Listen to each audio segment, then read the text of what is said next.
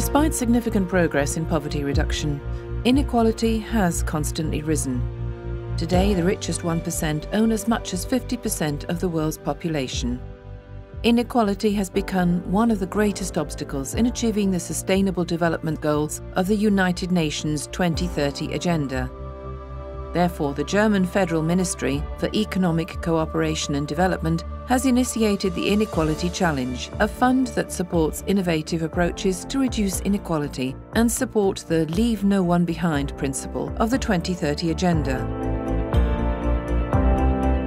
The Inequality Challenge supports 10 projects all around the world: Nigeria and Mauritania, Cambodia, Mongolia, India and Bangladesh, Jordan, Serbia, Brazil and Mexico. All projects started in summer 2018 and run until September 2019. They're funded with up to €100,000. Let's have a look and see how those projects turn challenges into opportunities. I'm Sarah from GIZ, Mongolia. I manage the project improving the accessibility of TV at schools.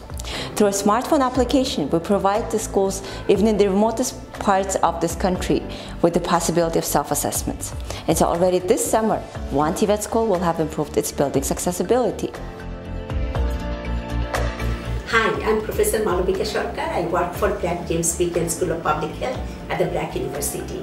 I manage Assessing Black's Innovative Medical Treatment Loan, or MTL, which protects the poor from catastrophic health expenditure in Bangladesh. The goal of the project is to improve expected coverage of BRAC's MTL program. By applying a mixed method research approach, we designed a new MTL with more attractive and accessible feature. We are evaluating new MTL in comparison to its previous version. Hello, I'm Fried Lammerink and I work for the Cambodian Disabled People's Organization.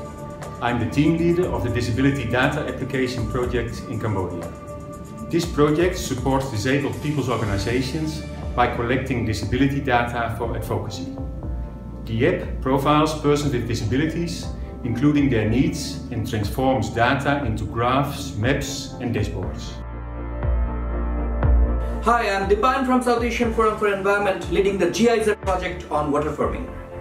This is a climate-resilient practice of float cultivation for the marginal communities of flood-prone areas in India and Bangladesh. Nearly 2,000 households are mainstreamed with this floating cultivation technology. Hi, my name is Biora Huang from GIZ in Jordan, and I'm managing the project Closing the Gap, Women Empowerment through Digital Financial Services. The project is working on closing the gender gap in financial inclusion, which in Jordan happens to be amongst the highest in the world. And we're doing so by working with women businesses and training them to become mobile money agents. I'm Nenad Bosiljčić and I work for SRH Serbia. I manage the project Inequality Challenge in Serbia. The project supports youth from vulnerable population, especially Roma, returnee population, to challenge and question traditional gender roles. We do that by implementing theater-based education using an original stage play and scenarios. My name is Miebaka, a participant of Chikoko Collective. We are putting ourselves on the map, telling our stories with facts and creativity, and building a space to showcase the change we want to see, creating a narrative geography to amplify the voice of marginalized waterfront slum dwellers.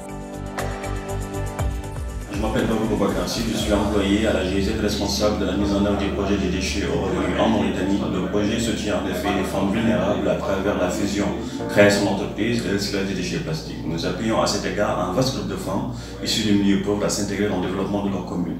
Nous appuyons également les communes à améliorer la gestion des déchets au niveau local. Merci. I'm Gonzalo from Coneval, Mexico. In collaboration with GIZ Mexico, we are implementing the Data Moon project. With this user-friendly platform, decision makers, NGOs, will have access to comparable information of municipalities.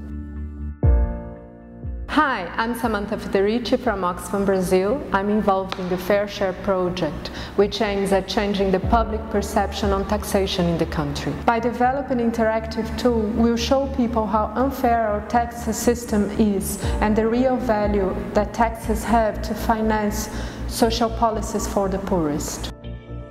Reducing inequalities and achieving the overarching principle of leave no one behind is a complex challenge that requires new approaches. All Inequality Challenge projects are first steps in this search and are exemplary for moving actions against inequality from paper to practice.